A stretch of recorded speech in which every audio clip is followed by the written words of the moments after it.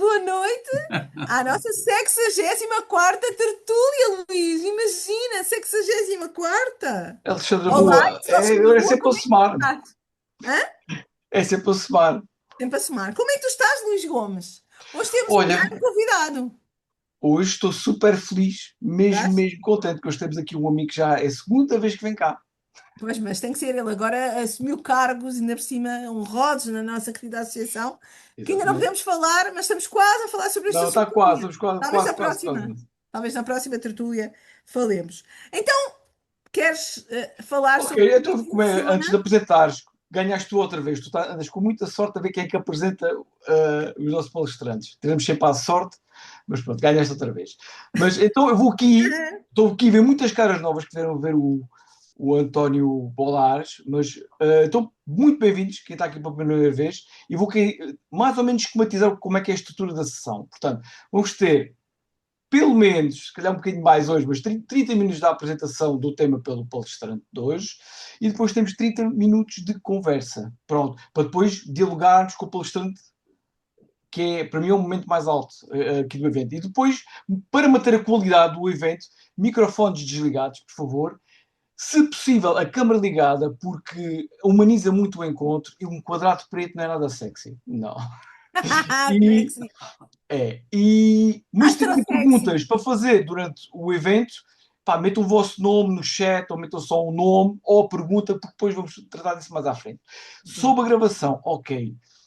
Isto vai ser gravado, portanto, mas só vai aparecer eu, lamento, a Alexandra e o Eu? super convidado. Portanto, estejam à vontade. Portanto, vamos publicar essa parte. E é publicado na semana a seguir, portanto. Mas, calma, se tu estás agora no YouTube a ver isto, calma, não te desesperes. Calma. Calma, não te desesperes. Porque se queres também estar ao vivo e ter esta oportunidade, é preciso enviar um e-mail para onde, Alexandra? Muito fácil. astrolusofonia@gmail.com. Exatamente, e sejam simpáticos e metam lá alguma coisa. Olá, o meu nome é e gostava de pertencer a esta comunidade. Vais receber o convite das tertúlias mensais, que normalmente é à primeira quinta-feira de cada mês ou à segunda, se houver alguma questão, mas avisamos, porque vamos mandar o e-mail. E é a única coisa que a gente quer de vocês, é que dêem-nos o vosso e-mail para mandar. É a única informação que vamos dar. Porque a nossa missão é comunicar e difundir a astrologia, ou melhor, a astrologia da lusofonia. Portanto, Alexandre, com mais delongas, enrolar mais, apresenta lá o nosso super convidado hoje, por favor. O nosso super convidado, António Bolares, português também de alma, não é? Brasileiro, mas qualquer dia Exatamente. também é português de nacionalidade. Ele é Capricórnio de Sol, tem o Sol e Mercúrio na casa 3, tem o ascendente e a Lua em Sagitário. Estás a imaginar a loucura que vai ser hoje, não é? Eu também tenho, portanto, já somos amigos há muitos anos. Há muitos, quer dizer. Ele tem a idade, a minha idade, a experiência da astrologia, mas na idade possível, não é, António? Somos amigos. Um pouquinho E mais. eu nem sei como é que eu hei de explicar 50 anos. 50 anos de astrologia, mas vou tentar. Então, foi jornalista, já não é, agora é full-time, desde que ele estudou, como ele dizia há bocado, com a maravilhosa Dona Emi, que ele sentiu a responsabilidade de passar o legado que ela lhe passou naqueles 5 anos, não é? E foi numa biblioteca do seu avô paterno que ele descobriu livros de astrologia. Estou a dizer bem? Foi assim? 12 anos. Esse avô paterno era aquele lá do Rio Grande do Sul? Isso, ele fazia mapas Ah, astrais cabalísticos muito bom. e aconselhava a família, amigos, ele não fazia isso profissionalmente, né? Mas era um homem Sim, sim, muito sim. sábio, Uau. culto, e é E de isso, com 12 certeza que anos, também passou nos genes, não foi só passar assim na sim, infância, sim, eu os digo genes que é mal também. de família. Exatamente. São 50 anos de consultas de astrologia, eu posso imaginar os milhares de consultas que o. Eu acho mesmo que é obrigatório um livro, bola, porque imaginar, não só. Nós já tivemos, já começámos uma espécie de aula antes de vos aceitarmos a ficarem connosco nesta tertúlia, porque o Bola é uma enciclopédia. É incrível. Pronto, é como a gente falar com o, eu diria, sei lá, chat GPT humano, não sei, porque ele tem uma memória que eu invejo e acho o máximo. Portanto, ele intitula-se Astromante, que é muito giro. E jornalista, mas eu acho que ele é astromante, não é? O jornalista é formação só, mas já não. Quer dizer, está no É. sangue, é uma comunicação, não é? Só que é exclusiva agora do céu, é comunicação exclusiva do céu. Já fez imensos podcasts, All Bola Cast, blogs, YouTubes, cursos online. Tem 50 anos, quer dizer, como E se por três, falar. se formos precisos, e já é a segunda presença que está cá, não é, Alexandra? Ele Sim, é teve a cá já segunda em presença. 2023, porque se está-nos a ver agora e depois quiserem ver a outra palestra, também acho que foi, também podem Foi consultar há já 3 agora. anos, é isso? Parece que foi ontem. Foi na E 13. hoje, deixa-me tentar terminar porque a palavra é do Bola, não é nossa. E hoje vem trazer-nos um termo muito interessante que eu desconfio que vai dar muitas consultas agora na parte privada. Bola, prepara-te. Que é a Lua, os nodos e Lilith, não é? O corpo das emoções. Portanto, minhas senhoras e meus senhores, conosco o maravilhoso António Bolarres. Força! O palco é todo seu. Ok, muito grato mais uma vez. Sou recebido com muito calor e carinho e amizade em Portugal, que eu tive 7, 8, 9 vezes, e sempre foram experiências assim, muito boas, com pessoas incríveis, e que eu pude encontrar eu saí numa pesquisa, eu queria entender os descobrimentos, e saí numa pesquisa em busca de informações, e fui parar lá no Algarve, na escola de Sagres, ou do Círculo dos Matemáticos, fui a Lagos, lá no Museu do Abrão Zacuto, que era um médico e astrólogo judeu que também tinha um trabalho de incunábulos, né? Ele imprimiu as três primeiras efemérides, ou três foram as que sobraram, em madeira, e com essas efemérides, os pilotos das caravelas, que eram, a maioria, médicos e astrólogos, inclusive o mestre João, que era o piloto de Pedro Álvares, era médico e era astrólogo. E ele calculou, foi o primeiro que calculou a altura das estrelas do Cruzeiro do Sul, que são invisíveis no hemisfério norte, né? E ele escreveu uma carta também para o Dom Manuel, foram duas cartas, né? O Pero Vaz e Caminha e o, e o Mestre João. E então esse foi o primeiro astrólogo que pisou no Brasil, foi ele, foi o Mestre João. E nessas cartas tem várias informações sobre o Brasil, tem uma certidão de nascimento, né? O país, assim, porque ali está escrito tudo o que foi acontecendo. No dia 1º de maio de 1500, ao meio-dia, foi rezada a primeira missa e levantaram o padrão dos descobrimentos, né? Que em cada lugar que era conquistado, punha um padrão com os escudos, o escudo de Portugal. E aí, nesse momento, eles distribuíram cruzes de chumbo para todos os presentes, para comemoração, e o Sol estava conjunção com Saturno em Touro no meio-céu, né? E o Plutão em Escorpião na oposição, e Urano no final do Aquário, 29 na sétima, e a Lua e a Vênus em Gêmeos, né? E essa Lua em Gêmeos vai depois se repetir no 7 de setembro, só que daí com Júpiter, né? Então, na casa 4. E então, assim, esse momento ali que começa o Brasil colônia, nós temos mais tempo de Brasil colônia do que de independência, né? Ainda vai levar uns 100 anos para superar, né? Então, esse fundamento do Brasil colônia é muito importante. E depois se vê que o fundo do céu da hora da missa, que era 25 de Escorpião, e o Sol e o Saturno, que estavam na 9 para 10, já anunciava a vinda do rei, né? Que era um destino que isso iria acontecer, a vinda do Dom João VI, que aconteceu em 1808 e que acelerou o processo do Brasil deixar de ser uma colônia e se tornar um Reino Unido a Portugal e Algarves, né? Então, na verdade, o 7 de setembro foi uma sucessão dinástica, né? Porque o Dom João VI passou para o Dom Pedro I, e depois, quando é a República, que então desterraram o Dom Pedro II, é que realmente começa a independência, né? Ou seja, enquanto a família Bragança dominou, né? Dá para se considerar que é somente uma sucessão. Mas, enfim, é uma história muito rica, muito interessante. Eu, quando cheguei no Rio de Janeiro, em 1976, a primeira coisa que eu fiz foi ir à casa, ao Arquivo Nacional, pedir para ver se tinha os registros de nascimento da família imperial. O sujeito me trouxe uma pilha de papéis amarrados com um barbante, muito maltratados, e ali tinha todas as. Porque tinha que vir uma testemunha, né? Para os partos, para atestar que aquela criança era mesmo filha. Então, todos esses partos foram descritos com horário e tudo, então foi muito interessante. Mas Oh, vamos ao Luís, vamos ter nosso. que convidar outra vez. Vamos ter que convidar outra vez para falar sobre isto.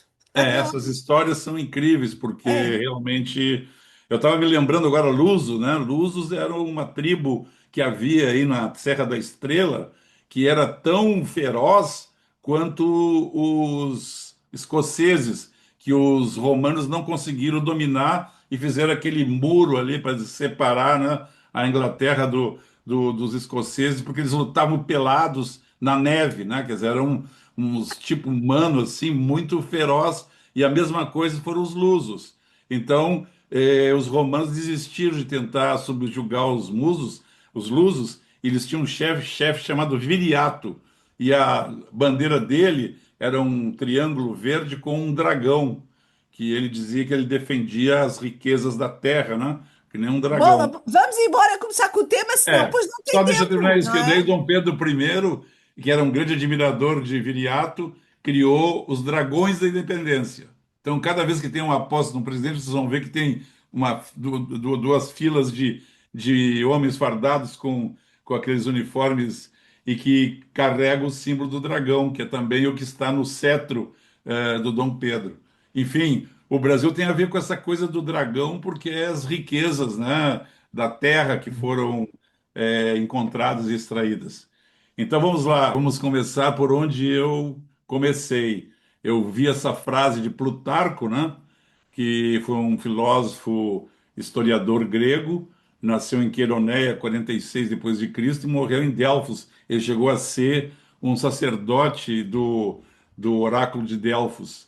Então ele disse isso: erram aqueles que confundem o corpo com a alma. Erram mais ainda os que confundem a alma com o espírito. Desses três, a terra deu o corpo, a lua deu a alma e o sol o espírito. Assim, aquele que é sabedor dessas verdades é ao mesmo tempo um habitante da terra, da lua e do sol. Uau! Então, essa frase eu acho. Ele nasceu mais ou menos em 46, tinha o trígono de Urano com Netuno, né? E essa visão, essa frase aí está aí até hoje, né? Então, é, é isso que me chamou a atenção, né? Nós realmente habitamos o cosmos, o universo, e estamos em todas essas dimensões e essa unificação. E isso me remeteu aos eclipses, né? Que quando você tem o Sol, a Lua em conjunção e essa projeção sobre a Terra, que é o ascendente, né? Então, aí disso eu cheguei nessa combinação. Vocês podem ver que o Sol está por trás, né? No meio está a Lua e na frente a Terra. E aí essa imagem da mulher vitruviana que eu fiz com a inteligência artificial, essa Eva, né? Que a mulher, pelo rastreamento do mitocôndria feminino, que só as mulheres passam para os filhos, se chegou a confirmar que a primeira mulher, a Eva arquetípica, né? Mitocondrial, era uma negra ao sul ali do rio Omo, no sul da Etiópia, e que nossa toda a humanidade se origina desse berço africano, de tal forma que eu me apresento sempre como um negro desbotado, né? Então, o amarelo, o vermelho e o branco as peles são desbotadas do preto do africano, porque para se proteger do sol, né, a pele tinha que ter alto grau de melanina. Então, isso, quando houveram as migrações para lugares com menos sol, essa melanina regrediu e foram os corpos mudando de cores e se criaram essas diversificações, né? Então, aqui nós temos esse símbolo que sempre coloca o homem, né? Eu acho que existe um patriarcado falocrata muito grande em todas essas simbologias na mitologia grega. Não existe uma página escrita por mulheres, né?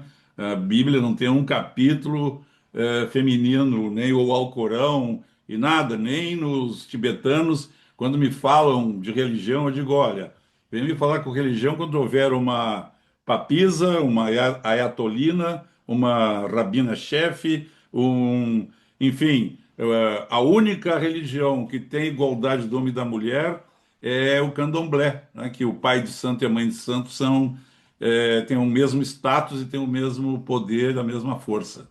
Então eu coloquei essa mulher negra, né, para representar essa Ó origem. Bola, Eu fiz essa imagem onde o Sol, né, essa habitante dos três mundos, é o do Sol, né, da Lua e da Terra, né, e essa figura feminina para quebrar essa tendência de sempre colocar corpos masculinos, né? E isso é um grande problema em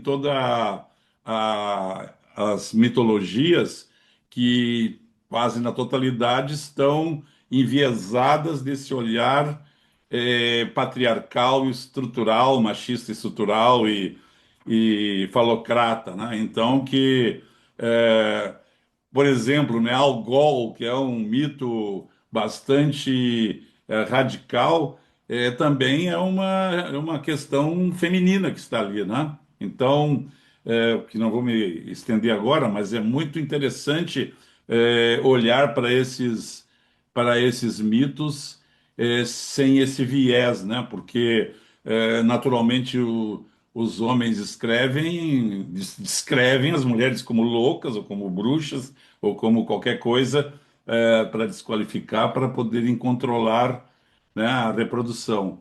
Enfim, então, essa figura é, feminina, né, dentro desse a quadratura do círculo, né, que o Vitrúvio e que o Da Vinci, aí daí podemos tirar o triângulo, podemos tirar o pentágono, podemos tirar os aspectos, todos os ângulos dos astros nos mapas, né? E aqui, então, eu coloquei o símbolo do Sol, a Lua com os nodos e a Lilith e a Terra, né? Que é a base. Então, assim, a Terra está ligada com o ascendente, né? A ação, o corpo que é formado do que a mãe se alimenta, se formado da Terra, e essas células, esses átomos, essas moléculas têm memória, têm saudades, têm sentimentos, por isso que a pessoa se comove com hinos nacionais e com coisas, né, de raízes e de origens, porque existe esse apelo, né? E também porque território é sinônimo de sobrevivência e reprodução. Então, naturalmente, se quer dominar e proteger e combater eventuais invasores, né?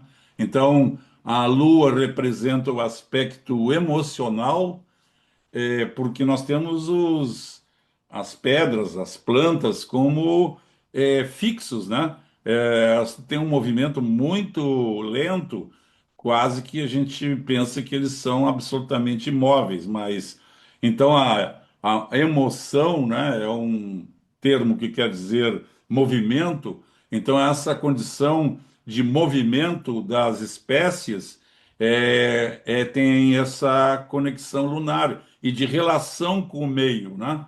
Então, o mapa astral tende a nos conduzir para uma visão muito é, detalhada e específica e diferenciada, e não se consegue enxergar que isso está sempre acontecendo. E isso é um espelho ou é uma representação dessa dinâmica, né? Então, assim, é, a esfera lunar, né? A Lua é o primeiro astro mais perto da Terra, tem essa imediata conexão com tudo aquilo que é próximo, familiar e íntimo. E a primeira proximidade da vida de qualquer pessoa é a sua gestação, os 9 meses intrauterinos, e aí depois a amamentação e todo esse processo de formação que se dá depois do nascimento, né?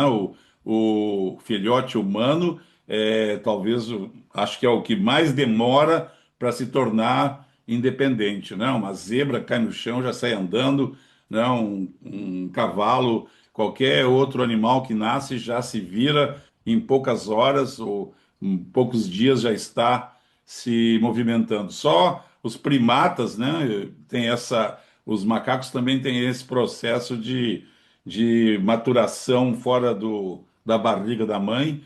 Também a cabeça cresce, né? O cérebro tem que se expandir e isso tudo tem que ser protegido e cuidado devidamente.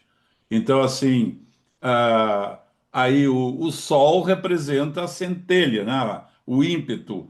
O Sol é a intenção, a lua a relação e o ascendente a ação. Então, quando você vai pôr em prática, vai agir, vai realizar, vai objetivar, aí vale o símbolo do ascendente.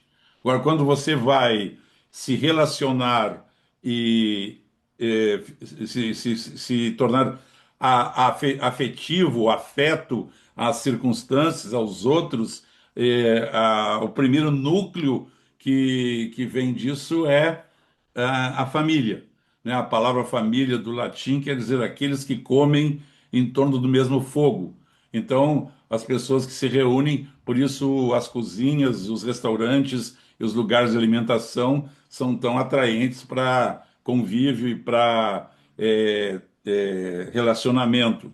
Então, assim, e essa primeira base lunar, né, é que fica como a base lunar sideral, né, que é o primeiro fundamento desse saber.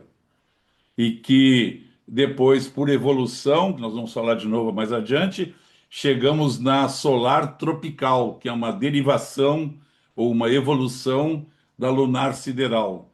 Porque na lunar sideral, o seu destino depende da família. Você é obrigado a seguir, por exemplo, na Índia, né, que tem as castas sociais. Se você é filho de Brahmani, Brahmani você será. Se você for um pária, pária você será. Não há mobilidade, né, naqueles estratos de sociais, familiares. Então, o Oriente é basicamente lunar, por isso que o calendário lunar é o que é a base com a visão sideral. É isso. Então, estamos aí justamente falando do primeiro calendário que foi lunar e foi do corpo derivado do corpo da mulher, né? Porque nós temos o ciclo menstrual e temos os 40 luas da gestação. Então, assim, naturalmente, isso foi a primeira relação ou observação e correspondência que foi percebida. E isso se comprova em lascas de pedra, de ossos e de chifres, aonde eles carregavam isso de uma maneira fácil com as marcações que correspondem às lunações. E isso foi encontrado por toda a Europa e até a Índia e o Médio Oriente, em vários lugares aqui nesse mapa aparecem aonde foram encontrados esses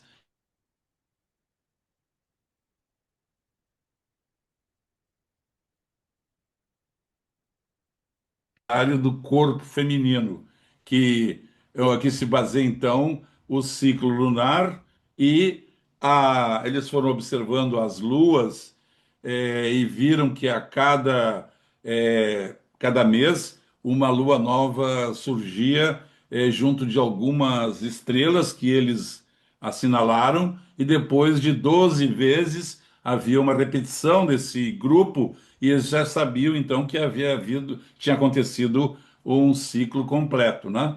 Então, mas as constelações, essa ideia de que a constelação tem uma influência, que as estrelas influenciam, é equivocada, porque se você pegar uma nave espacial para a constelação de Áries, você nunca vai chegar a lugar nenhum, né? Porque essas estrelas só estão aparentemente no mesmo plano, porque nosso cérebro pega isso e achata e processa para você poder se relacionar, mas não existe nenhuma constelação, né?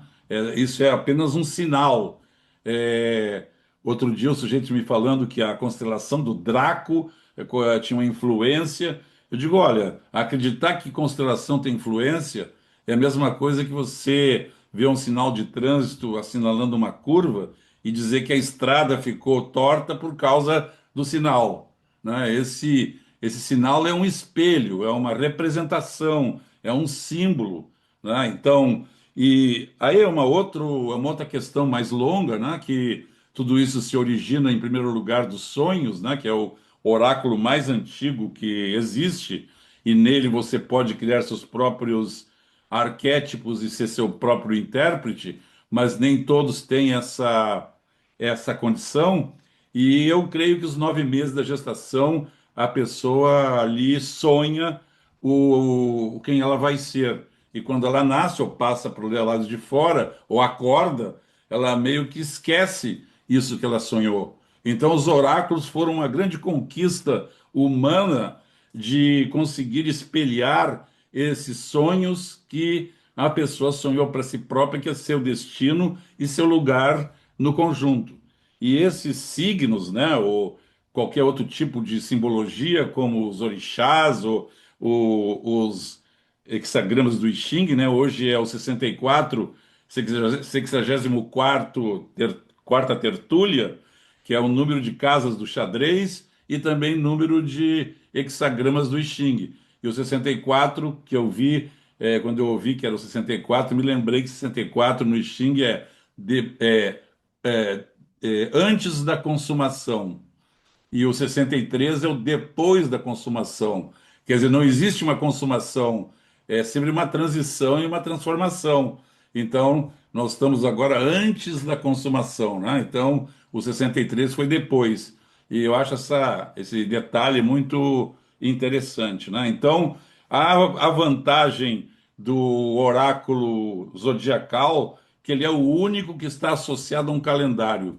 Nenhum outro tem essa possibilidade de você conectar, né, símbolos e significados e atribuições com temporalidade, com prazos, com períodos. Mas não é uma astronomia. Então, muitas vezes as pessoas querem que funcione como se fosse uma astronomia. Astronomos é a lei dos astros, né? E a lei dos astros são as órbitas, a matemática com que todos esses corpos se movem e estão estabelecidos nos seus círculos em redor do Sol, e você pode calcular exatamente uma eclipse, você terá lá esse encontro desses dois corpos e essa sombra perfeitamente. Então, mas na hora que você tira o astro do céu e coloca num plano simbólico, não é mais aquilo, quer dizer assim, não tem essa necessária exatidão e essa discriminação, não são paredes que separam salas e quartos, né? Pela minha experiência, eu cheguei à conclusão que a 25 graus de um signo até 5 do outro, se tem uma espécie de uma transição em que os dois são misturados e que o seguinte é o anterior estendido ou objetivado. Então, um Capricórnio nada mais é que um Sagitário que conseguiu acertar as flechas, né? Porque o Sagitário lança 10 ou 20, porque ele lança bastante, porque tem esse ímpeto da paixão pela conquista, né, pela abundância. Aí depois vai lá no alvo e então ele registra quantas que ele acertou. Esse registro é o Capricórnio, né? Então, aquele que se torna o campeão mundial de arco e flecha, ele sobe no pódio, ganha aquela medalha de ouro, toca o hino do país e ele então está no Capricórnio. Aí ele vai descer do pódio é Aquário, né? Então ele vai ter que, ano que vem, ele vai ter que lutar de novo na próxima Olimpíada, né? Dali a 8 anos. É, então, assim, e aí começa tudo de novo, entra no caos. E alguns que conseguiram repetir muitas vezes, né? Esses feitos e subir tantas vezes no pódio, eles se tornam como se fossem imortais, entram num panteão, né, da imortalidade, que é o aquário, peixes, então são aqueles grandes, o Phelps, né, todo mundo sabe quem é, o sujeito é o maior nadador do mundo até hoje, teve 8 medalhas de ouro, né, aí você vai ver lá, e de fato, lá você vai ver a Sírius na conjunção do ascendente, que tem a ver com isso. Então, levar a pessoa de volta àquilo que ela mesmo sonhou, que a natureza distribuiu para ela, né? Então, eu faço o exemplo de um cardume, né, de peixes. Você tem lá um salmão grande, um pequeno, um veloz, outro mais lento, um que vai do lado mais de fora do cardume, outro que vai mais por dentro. Então você tem uma distribuição de características e de tendências. Foi feito um estudo que diz que o peixe que vai no meio, ele tem mais proteção contra os predadores, mas ele respira uma água com menos oxigênio.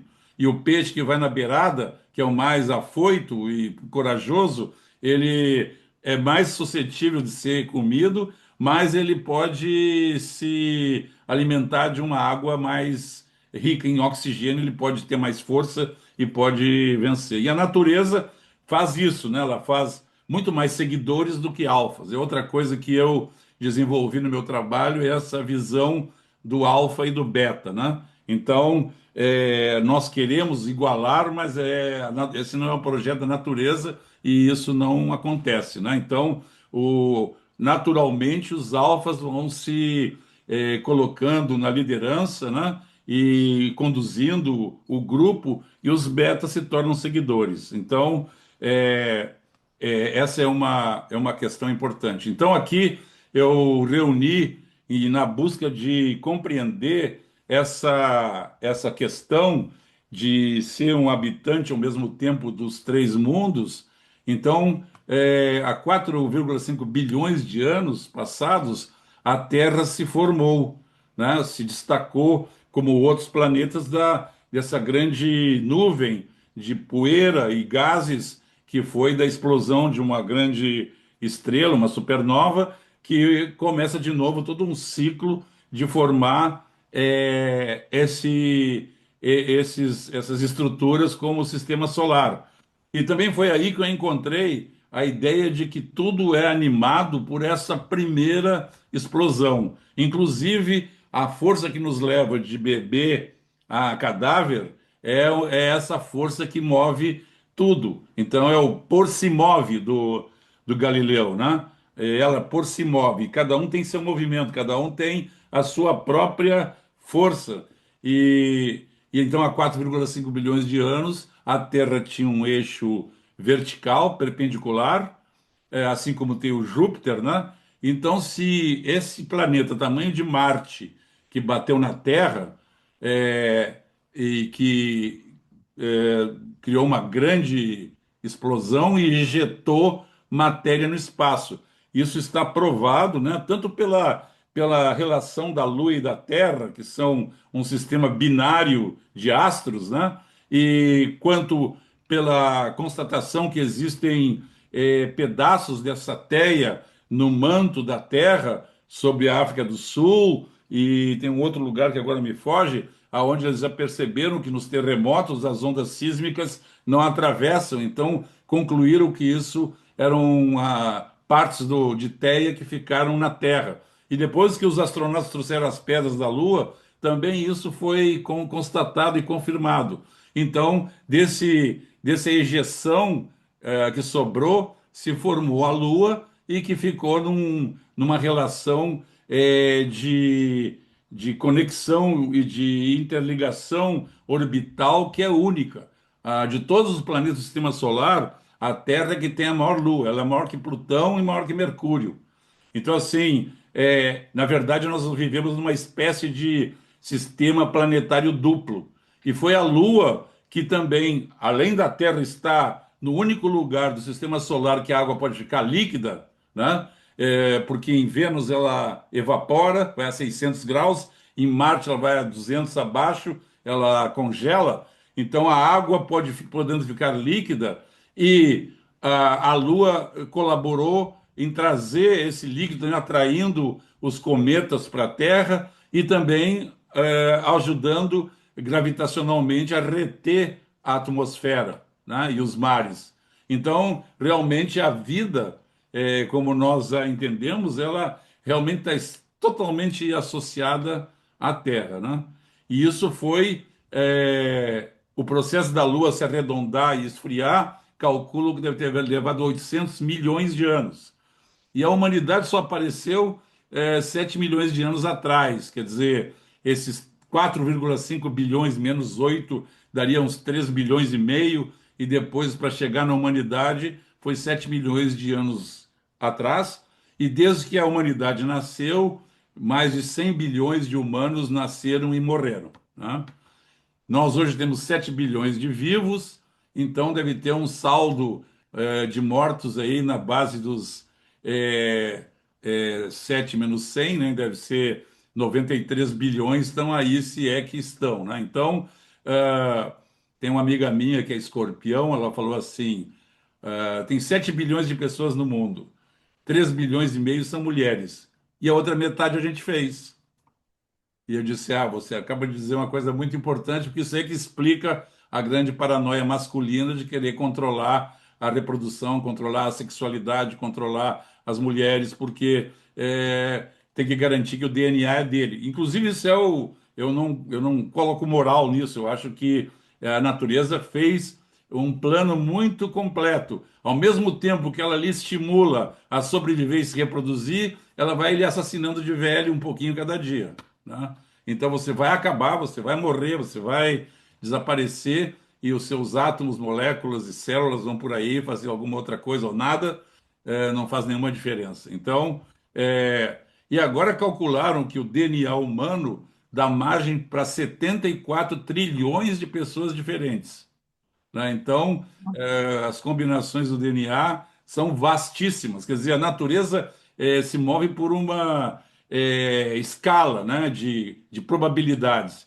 Então, vocês vejam que se não fosse aquela Teia, que deve ter sido um planeta que estava o cinturão de asteroides, né, que tem entre Marte e Júpiter, é também uma situação parecida. Ali deveria ter um planeta que não conseguiu se acrear e se arredondar e virar mais um planeta, porque havia um matemático francês chamado Bode, e ele que descobriu que havia uma lei nessas órbitas, que não eram casuais, elas têm uma sequência matemática. E ele calculou que entre Marte e Júpiter deveria ter tido um planeta. Só que naquela época ele não conseguiu ver esse cinturão de fragmentos, de cascalhos e de grandes pedras, e aí que depois confirmou a sua lei, que o Kepler, por sua vez, estabeleceu uma relação musical com essas órbitas e fez então a Sinfonia das Esferas, onde cada órbita corresponde a uma tonalidade, né? Então, vocês veem que tudo se entrelaça e tudo se encontra, né? E dentro desse cinturão tem também os chamados centauros, né? Que aí o que é o primeiro que foi descoberto em grande porte é o Quirón, mas o Quirón foi descoberto em 77, depois de 30 anos, 37 anos que nada se descobria, ou 47, que o Plutão foi em 1930, né? Então todo mundo caiu em cima do Quirón. mas eu consegui, me fazendo passar por astrônomo, eu consegui que o astrônomo que descobriu me desse a hora exata que ele tinha descoberto Quirón. Aí eu fiz o mapa e concluí que aquilo não era um planeta, era uma outra coisa, que havia uma indefinição. Aí tem um colega meu que já começou a escrever Quirón nas casas, Quirón nos signos, Quirón não sei o quê. Ó, para com isso aí não é o que eles estão dizendo. E não teve erro. 6 meses depois que Quirón foi descoberto, ele desenvolveu uma cabeleira, que chegou no periélio. Então, na verdade, ele é um cometa gigante, um asteroide velho. E depois, aí todo mundo Quirón para cá, Quirón para lá. Tinha até uma colega nossa que tinha a escola Quirón, que eu dei palestra, etc. Muito boa pessoa. Mas depois dali, logo em seguida, descobriram a Charilco, que é a mulher de Quirón, que é 10 vezes maior que o Quirón. Mas ninguém se deu conta disso, porque, infelizmente, a maioria da comunidade não se atém à astronomia, às informações astronômicas.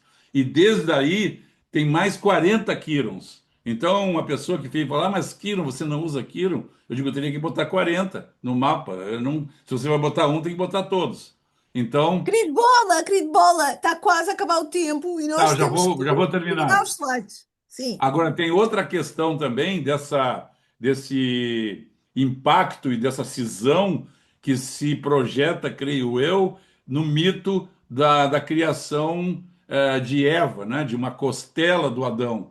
Então, sempre, se vocês forem olhar lá o mito da castração de Urano, os últimos orgasmos e sangue do Urano castrado caiu no mar e nasceu Vênus Afrodite. Sempre as mulheres nascem de um homem, né? Essa é a questão, porque sempre é escrito por homens. Então, nesse mito, né, Deus ficou com pena de Adão, que ele estava sozinho, foi lá, pegou uma costela, que é um símbolo lunar, né? Uma costela é exatamente a mesma forma de uma lua nova, e fez a Eva lá com raios, e a Eva nasceu da costela do Adão, né? Então, é interessante que essa questão dessa ruptura que é esse impacto de Teia com a Terra e o nascimento da Lua, e com a Lua os nodos, né? E com a Lua Lilith, isso remete a alguma coisa que está no feminino, que é a menstruação. Todo mês a mulher sangra, né? Tem uma questão aí que eu acho que eu ainda não concluí muito bem, mas tem uma ligação entre, quando me perguntam sobre a Lilith, digo, olha, olhe para o seu umbigo. O umbigo é uma cicatriz da mãe. O pai não deixa cicatriz no corpo de ninguém, mas a mãe deixa. E essa cicatriz é Lilith, essa conexão que tem com a natureza e com os instintos. Então, enquanto que a lua pode representar emoções e sentimentos, digamos, mais instintos, mais conscientes e numa camada mais superficial, a Lilith quer dizer algo que vem dos instintos. Aí tinha uma que tinha Lilith em peixes. Ela falou: o que que é Lilith em peixes? Eu disse: olha, imagine que você está mergulhando no mar e você vê a sombra de um tubarão passando em cima de você. O susto que você levar é Lilith em peixes. Quer dizer, uma coisa. Inclusive, toda essa verborragia que existe sobre Lilith, eu acho totalmente equivocada, porque ela pertence a um campo não verbal. Então, pode falar o que quiser, nunca vai ser aquilo. Então, assim, o vagido de um bebê chorando de fome é a Lilith. Quando você luta pela vida, quando você está atrás de sobreviver e de crescer e de se. Esse é o lado inconsciente, o mais oculto desse processo, né? E os nodos são somente dois pontos que foram determinados pela inclinação da órbita da Lua com a da Terra. Então, é o ponto onde ela passa da parte sul para norte e de norte para sul. Mas é totalmente insignificante, a meu ver. É uma coisa que não tem, está sobre avaliada, e foi importada da tradição hindu, que quis aumentar o número de possibilidades de interpretação e atribuiu Júpiter ao nó do norte e Saturno ao sul, e todo mundo repete e papagueia isso sem questionar, né? Então, eu observo o meu mapa desde 1972 e não tem como, eu já desafiei quem vier me provar que a minha vida, meus propósitos de vida estão associados ao eixo dos nodos, eu vou mudar de opinião, mas não vão conseguir, porque não é. O meio-céu, o Sol, são os principais símbolos dessa representação, né? Então, então aqui nós temos essa conexão da Lua e da Terra com as constelações, né? E isso aí dá fundamento a essa visão sideral, que eu acho que é uma visão ligada com o destino coletivo.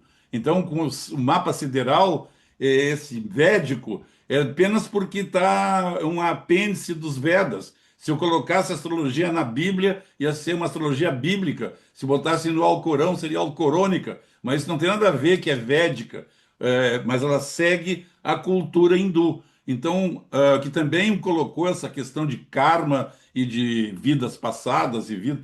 Quando me perguntaram qual era a minha vida passada, eu disse, olha, eu passava roupa numa tinturaria chinesa, passei a vida passada toda passando roupa, né? Então, porque como é que você vai explicar, né, esses 100 milhões que já morreram e como é que tem essas reencarnações? Onde é que está esse centro administrativo que distribui karmas e cobra pecados e deméritos e méritos? Isso não existe, isso é uma necessidade nossa de dar ordem a esse caos fundamental que é o cosmos. Então, aí chegamos aqui finalmente.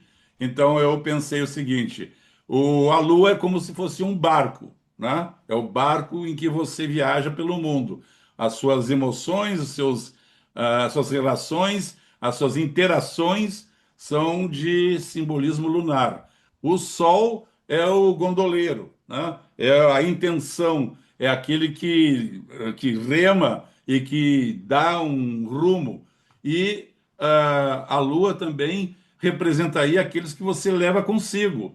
Então, todos aqueles que gravitam e vivem em seu redor, a sua família, as pessoas próximas, vizinhos, amigos, enfim, são simbolizados por essa carga que vai contigo, né? Como é que você se relaciona e como é que você lida com aquele que vai com você?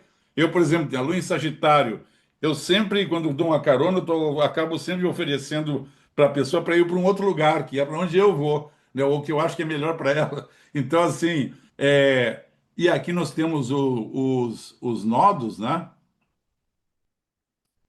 Que é a quilha do barco que vai abrindo a água, e o sul é a polpa que vai fechando a esteira atrás. Então, isso aqui não marca qual é o seu propósito ou para onde você deve ir. Isso só simboliza como é que você interage quando você faz qualquer contato emocional a qualquer momento, quando você inicia alguma relação, contato, começa a fazer alguma coisa, a primeira que aparece aí é o nó do norte. Quando você se afasta, quando você se desliga, quando você vai embora e você vai lá para a polpa da sua vida e olha aquela esteira se fechando e aquele porto que ficou para trás e aquelas memórias, então isso é o nó do sul. Mas os nodos não existiriam se não houvesse lua. Então não faz sentido separá-los completamente. É um conjunto que deve ser interpretado. E a Lilith representa aquelas cracas que se grudam no casco, né? Que você tem que tirar a gôndola ou qualquer barco todo ano da água para poder raspar aquilo e fazer uma pintura ou uma reforma para proteger o casco da embarcação. Então, Lilith é aquele mundo desconhecido e monstruoso ou mítico do que não se vê. E a terra, o ascendente, é a própria água onde você vai navegar, você fazer essa longa viagem. Então, aqui, ó, eu nasci quando os nodos estavam em Áries e Libra, né, na casa 5. Eu nunca fiz nada assim de arte, nunca vivi de arte, nunca me propus a nada artisticamente. Vocês veem, o Sol está aqui na terceira casa, o Júpiter tem a 3 e a 4, o Mercúrio é retrógrado, 28. Eu fiz três vestibulares, entrei e saí de 5 faculdades e não terminei nenhuma.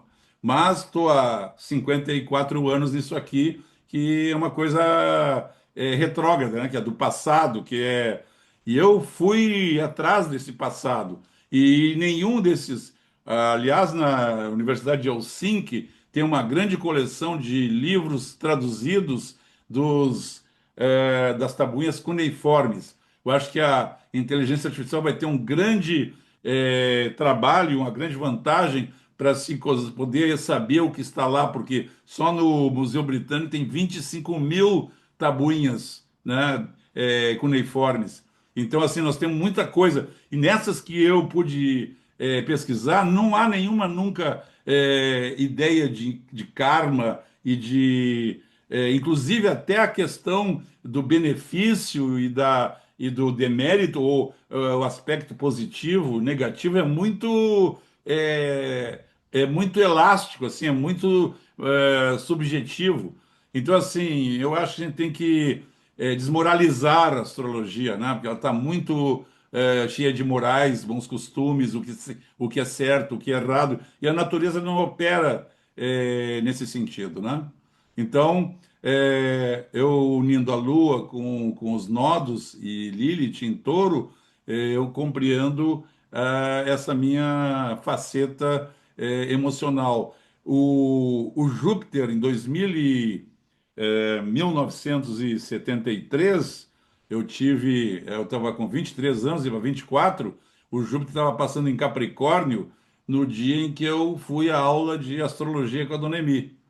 E eu percebi logo que eu tinha chegado numa fonte, né, numa informação muito límpida, muito cristalina, muito verdadeira, e pensei, eu vou ficar aqui e estudar aqui para saber para mim, e depois volto para o jornalismo, que é onde eu estava então. Mas aí nunca mais saí, né? Entrei lá e realmente o Júpiter conjunção ao Sol ou ao meio-céu, né? Que no meu caso é o Leão, é o Sol também, é sempre muito determinante em sentido de oportunidades e rumos e portas que se abrem.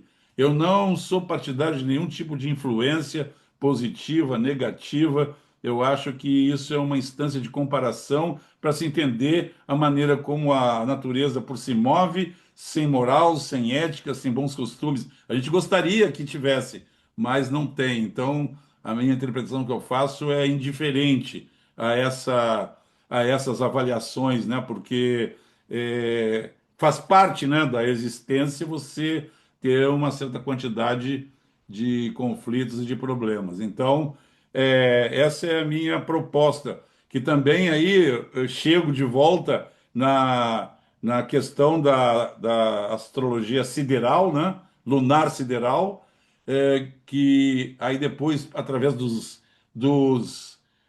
egípcios e dos gregos, se sai daquela relação de politeísta que está na sideral e vai-se para a solar tropical. Então começa a aparecer o livre-arbítrio, a consciência de si próprio e o ocidental, né, de fundação grega, ele já pode negar a família, a nação, o Estado, ele não tem mais a obrigação de seguir o que a família impõe, que é a condição. Então, eu vejo que a solar tropical é uma evolução natural da lunar sideral. E um mapa completo seria a lunar sideral na base, para você entender a sua relação de coletividade, e por cima a solar tropical, que é o peixe, né? O cardume, a lunar sideral é o seu lugar no cardume, o peixe no cardume.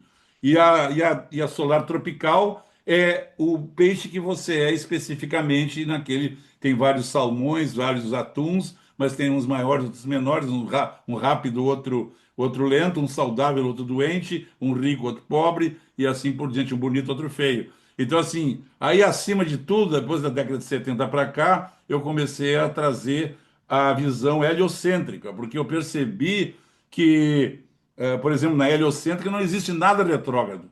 Não existe retrogradação de nenhum astro, de fato, né? A retrogradação é apenas uma ilusão de que nós vemos da Terra. E também outra coisa que a heliocêntrica permite é você se divorciar Mercúrio e Vênus do Sol, né? Então, assim, a heliocêntrica eu entendo que seria o olhar desse peixe no mundo, o que que ele ilumina com essa centelha, com essa consciência. Eu comecei a estudar isso porque eu não via no mapa do Tesla, nem do Da Vinci, nem do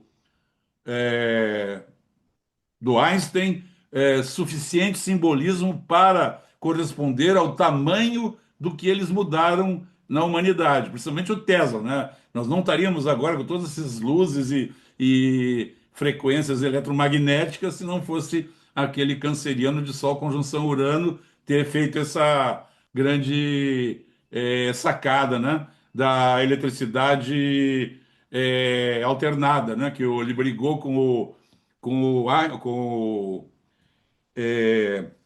o aquariano, né? O Thomas Alva Edison, que queria fazer a transmissão por corrente contínua. Só que por corrente contínua, a cada 3 quarteirões ou 4, você tem que ter uma nova central para recarregar. E a alternada, que ela vai e volta, você não precisa fazer isso. Quando eu fui a primeira vez nos Estados Unidos, fui para Nova York, peguei um trem, fui para Buffalo e fui lá na Cataratas do Niágara prestar meus cumprimentos pro Tesla. Ele lá construiu o primeiro gerador de eletricidade e acendeu uma luz a 1 milha de distância. E ele mudou a face do planeta, né? Então, e aí tem o Da Vinci, aí tem. Aliás, quando morreu o Michael Jackson, eu estava num evento, tinha uma rádio lá, eles vieram me entrevistar, perguntaram: como é que você está sentindo com a morte do Michael Jackson? Eu disse: olha, eu ainda não me recuperei da morte do Da Vinci. Então, eu sempre tive esse lado. Meu querido Bola, Luís, eu acho que temos que convidar 4 vezes, além desta, porque Ah, isto, tudo bem. o Bola domina tudo, todos os assuntos. Meu Não, eu querido Bola, gosto, eu sou um já curioso. passou muito tempo, e Eu nós sou um ainda temos curioso. perguntas. Eu acho que o Capricórnio aqui na 3, né, o Mercúrio retrógrado, É um e eu sou perigo. um curioso persistente. Então, eu É. fico anos pensando numa coisa e buscando um pedacinho daqui. Agora, hoje que eu me dei conta que o eclipse pode ser um símbolo também de um grande orgasmo, né, de um grande. Eu já tinha chegado à conclusão que é como se fosse um palco onde as luzes se apagam e os atores estão com a luz própria. Então, o eclipse mostra as coisas como elas são, porque elas não têm nenhuma luz dos luminares aumentando e impressionando os outros, ou refletindo. Quer dizer, cada um é aquilo que é pura, nua e cruamente. Então, posso parar Meu por aqui? querido, vamos parar, porque senão não há perguntas e temos já inscrições. Tá bom. Agradecemos muito, Luís, vamos ter convidado novo, não é? E é sem tema, livre, Sem dúvida. livre. Claro, pode. Obrigada, Tema Paula. livre. Tu és uma enciclopédia, meu Deus, eu fico tocada Bem, com a minha Nasci com eu o não ignorância. Sol, sei, eu não trigo, sei. ó, Sol em Capricórnio, trigo no Saturno em Virgo. Tá? Então, eu fui muito Pois, doente dos pulmões em criança. Então, eu pois, ficava em casa sozinho, lendo, lendo, lendo, lendo. Então, foi isso. pois. Há males que vêm por bem, já percebi. Isso aí, fez parte, né?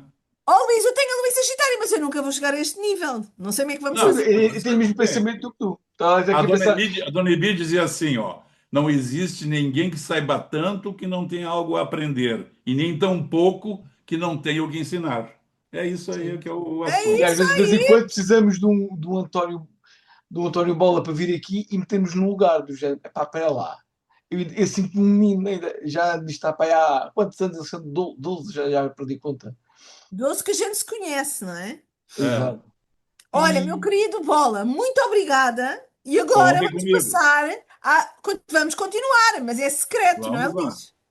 Agora é agora é o momento, privado. exatamente. É É aquele só momento. é só para a tribo dos lusos. Para os Exatamente. lusos, é isso aí. Exatamente. Eu sou viriato, sou fã do viriato. Agora é Portanto, só para a os- exclusividade. Luís, vamos despedir, não é? Esta Uhum, parte fica pública e agradecemos e convidamos toda a gente a ser astroluso, não é? é verdade. É só mandar um e-mail Só mandar um e-mail, venha astrologia@gmail.com. daí. E E agora venha vamos falar daí, com os nossos porque agora é só astrólogos. para nós. Só para nós. Perguntas, Bola. Temos a nossa Célia. Célia, o Bola é todo teu. Bola, se quiseres, podes tirar a tela, não? Já Certo, vamos certo. conversar.